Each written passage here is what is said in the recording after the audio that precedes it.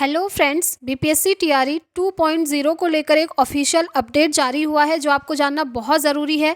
सबसे पहले हम बात करेंगे ये जो एग्जामिनेशन डेट है आपकी, उसमें क्या चेंजेस हुए हैं। साथ ही साथ जो सबसे बड़ी अपडेट निकल के आई है वो है फ्रेंड्स, बिहार में 75% जो है आरक्षण सभी को मिलेगा। साथ ही जो सीटेट अपीयरिंग स्टूडेंट्स हैं, इनका जो कोर्ट केस है उसको लेकर हम बात करने वाले हैं।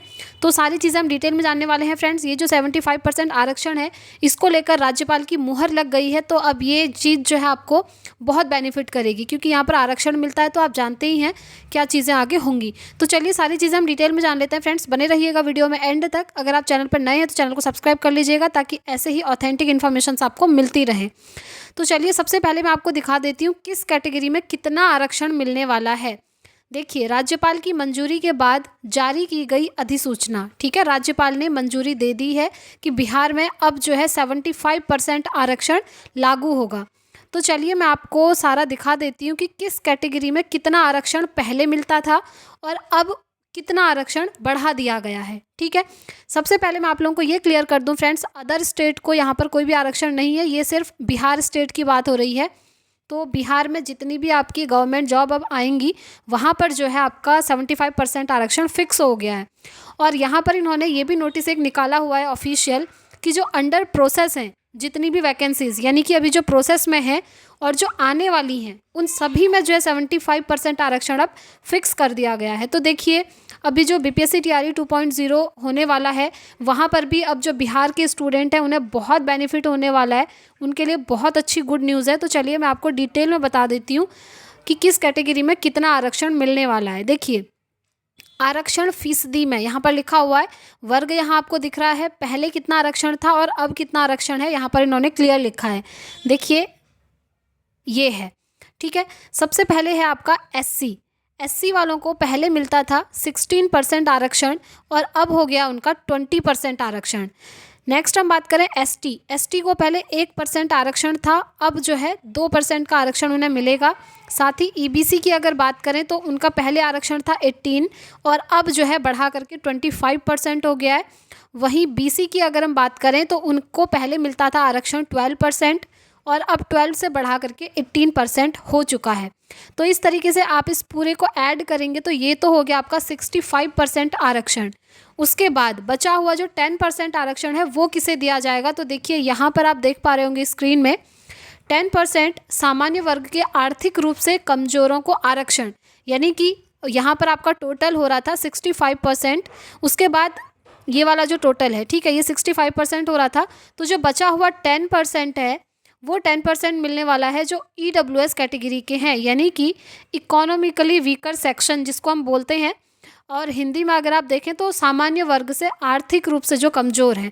तो इस तरीके से टोटल हो गया आपका 75% का आरक्षण, और ये सिर्फ बिहार के स्टूडेंट्स के लिए है।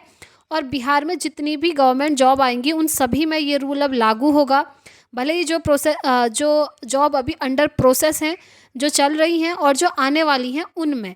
ठीक है, तो आप लोगों को समझ में आ गया होगा। अब हम बात कर लेते हैं जो आपका टीआरई 2.0 का एग्ज़ाम होने वाला है, जो शिक्षक भर्ती आपकी होने वाली है, वहाँ पर क्या होगा। तो देखिए, यहाँ भी अब इन स्टूडेंट्स को बेनिफिट मिलने वाला है। इससे नुकसान किसका हुआ, नुकसान हुआ है अदर स्टेट के स्टूडेंट्स को। वैसे भी आप जानते ही हैं, अदर स्टेट वालों को पहले से ही बिहार में जनरल में जो है काउंट किया जाता है, यानी कि अदर स्टेट के भले ही आप किसी भी कैटेगरी से बिलोंग करते हो, अगर आप बिहार में फॉर्म फिल करेंगे टीचिंग में तो आपको जनरल में ही काउंट करा जाएगा। तो अदर स्टेट वालों को कोई बेनिफिट नहीं है, उनको तो फाइट करनी ही है।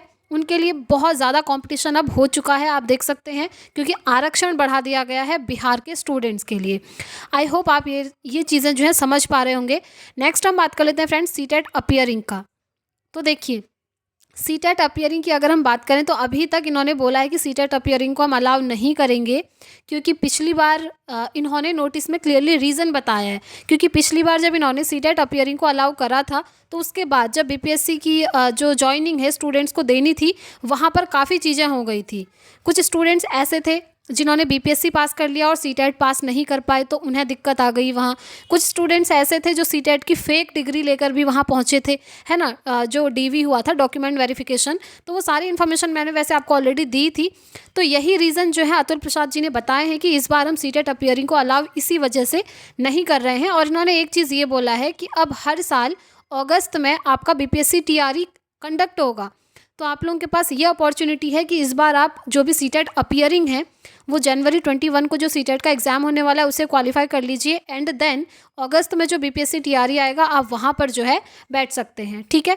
वैसे जो सीटेट अपीयरिंग स्टूडेंट्स हैं वो कोर्ट जाने की बात कर रहे थे, तो देखिए फ्रेंड्स, मैं आपको सजेस्ट करूं तो कोर्ट जाके कोई फ़ायदा नहीं होगा, क्योंकि काफ़ी लंबा प्रोसेस चलता है और वो प्रोसेस आपका चलता रहेगा और उसके बाद जो है स्टूडेंट्स को जॉइनिंग भी मिल जाती है, बट वो प्रोसेस आपका ख़त्म नहीं होता है।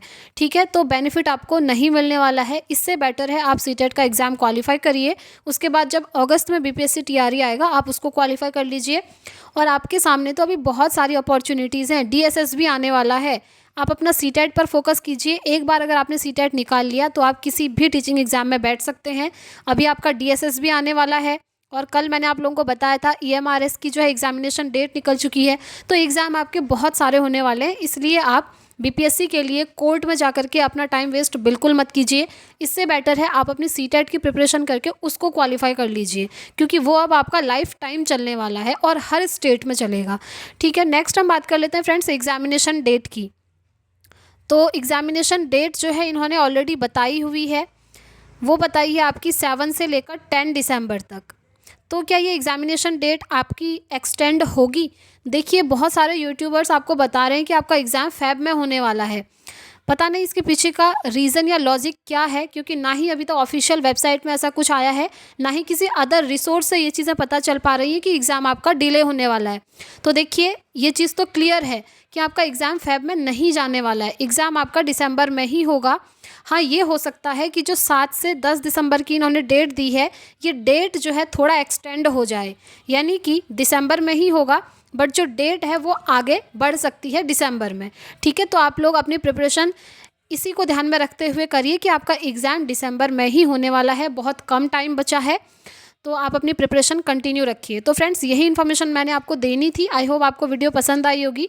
अगर आपका कोई और क्वेरी है तो आप मुझसे कमेंट बॉक्स में पूछ सकते हैं, मैं आपको रिस्पॉन्स ज़रूर करूँगी।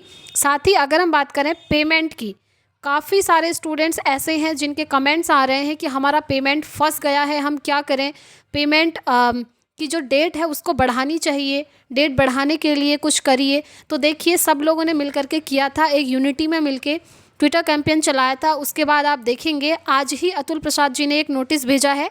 अभी इस वीडियो के बाद नेक्स्ट वीडियो में मैं आप लोगों के साथ वो नोटिस शेयर करूंगी, जहां पर आपकी पेमेंट की डेट इन्होंने एक्सटेंड कर दी है। तो आप सभी के लिए गुड न्यूज़ है कि अब जो है आपकी पेमेंट की डेट जो है इंक्रीज़ हो चुकी है। जिन भी स्टूडेंट्स ने ऑलरेडी रजिस्ट्रेशन किया है अब वो पेमेंट कर सकते हैं। देखिए डेट कितनी बड़ी है, कितने दिन तक बड़ी है, वो मैं आपको नेक्स्ट वीडियो में क्लियर कर दूंगी पूरा नोटिस दिखा करके। तो आप लोग बिल्कुल भी टेंशन मत लीजिए, अब आपका पेमेंट हो जाएगा। और जो आवेदन की अंतिम तिथि है वो आप जानते ही हैं 25 नवंबर है। जिन भी स्टूडेंट्स का पेमेंट फंसा था अब वो अपना पेमेंट कर दीजिए और उसके बाद फटाफट से आवेदन भी कर लीजिएगा, क्योंकि आवेदन आपके सिर्फ 25 नवंबर तक हैं, उसके बाद आपके आवेदन नहीं हो पाएंगे। तो आई होप आपको वीडियो पसंद आई होगी फ्रेंड्स। इस वीडियो में इतना ही रखते हैं, जैसे कोई और अपडेट आएगी तो मैं आप लोगों के साथ शेयर कर दूँगी। मिलते हैं नेक्स्ट वीडियो में। Thanks for watching.